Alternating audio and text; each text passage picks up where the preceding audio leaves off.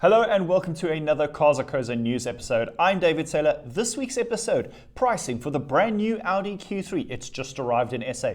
Volkswagen South Africa confirms pricing for its first plug-in hybrid model, plus Chery is making a small Bakkie. Okay, strap yourselves in. Let's go. Do you wanna be a Lani in a Porsche or Ferrari? Do you wanna be J-Kutata? How's about the vroot?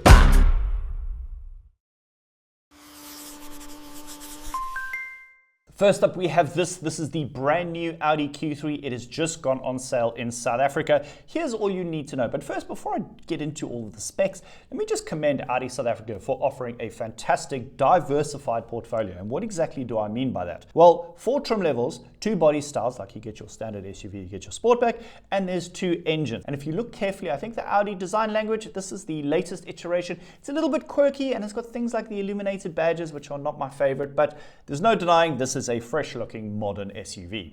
Okay, as I've mentioned, the 2 engines, there's a 1.4 turbocharged 4-cylinder petrol, 110 kilowatts, 250 newton meters, 7-speed dual-clutch box, and that's front-wheel driven. But my gut feel says, ooh, you do want to be looking at that diesel, and as a reminder, 2-liter turbocharged 4-cylinder diesel, 110 kilowatts, and 360 newton meters of torque. That's a solid thumping motor. Again, 7-speed dual clutch, and again, front wheel drive. No sign of manuals, we don't do those anymore, and no quattro just yet. Right, the interior, as you can see, looks pretty sharp and modern, which is what you'd expect at this price point. Speaking of, the Audi Q3 range starts from 814,000 Rand. Now, a frame of reference is to look at what the outgoing model was. That was 74,000 Rand less than this. So there you have it, 74,000 Rand to go from old generation to new generation. Here's pricing for the Q3 SUV. That'll be on screen now. And here's pricing for the Q3 Sportback. So you get a frame of reference. Next up, we have this. This is Volkswagen Group Africa's first plug-in hybrid for South Africa. Now you think, really? How has it taken them this so long? I mean, there's lots of plug-in hybrids for our market. And interestingly, it's not an SUV, but rather a bus. This is the, okay, long name. I'm going to try to read this out to you in one go. Volkswagen Caravelle style 1.5 e-hybrid 4Motion.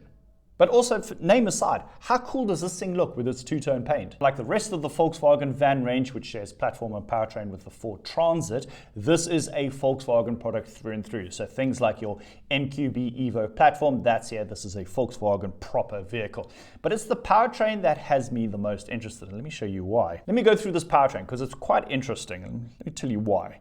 Turbocharged 1.5 4-cylinder petrol motor, and you think, oh, that's a bit small for a bus, but hang on. 6-speed dual clutch box, plus a single electric motor and a 19 kilowatt hour battery.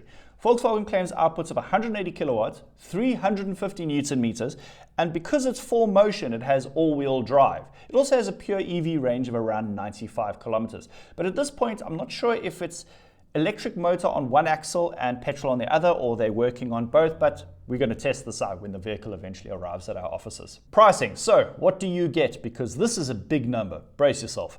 Just under 1.8 million Rand. That seems like a lot of money, but I understand that it's a Caravelle. These things have never been seen as value for money. They are all-encompassing. They are borderline premium products. So many gadgets, so much gizmos, and all the space you'd ever need. There's a 3-year 120,000K warranty and a 5-year 100,000K maintenance plan. But I looked carefully and I couldn't see any additional warranty or maintenance plan for the battery, but I assume there is going to be one. Obviously, we will clarify this when we get the vehicle on test. Finally, there's been a lot of chatter about these sub 1-ton small Bakkies. And I know you guys, you always comment going, oh, where's the Volkswagen Severo? Where's the Fiat Toro? You know, those really cute, funky looking Bakkies. And up until this point, I mean, the last thing that was with us was the Nissan NP200, and now there doesn't seem to be anything. Granted, there is something called the Volkswagen Toucan that's likely to come next year, as is the Renault Niagara. I hope I'm pronouncing that correctly. But it seems like the legacy brands are going to be beaten to the punch by Chery. So what's happened? Chery has filed a patent in South Africa for a small Bakkie, and this patent, it went back a couple of months, but it was formally approved in June 2026. Now these patent documents, they're usually just very basic line sketches, but shout out to the post-production team. they've taken these and made some really realistic renders, and I think this thing looks really awesome. Honestly, first glance, it doesn't look very workhorse to me. This seems like it's a bit of a lifestyle Bakkie to me. Do you remember the Duster Oroch? That thing never came to SA, but it was basically a little Renault Duster Bakkie, and I think this Chery Bakkie is pretty much on the same lines. Final details, spec powertrain. I mean, obviously it's far too early to talk about that. This thing's barely been approved, but of course we can speculate. We're still in the early stages of development. Things I will bet on. It's not going to be a 4x4. It's not going to have a ladder frame chassis, and it's probably going to have a 1.5 litre turbocharged engine from the Chery family.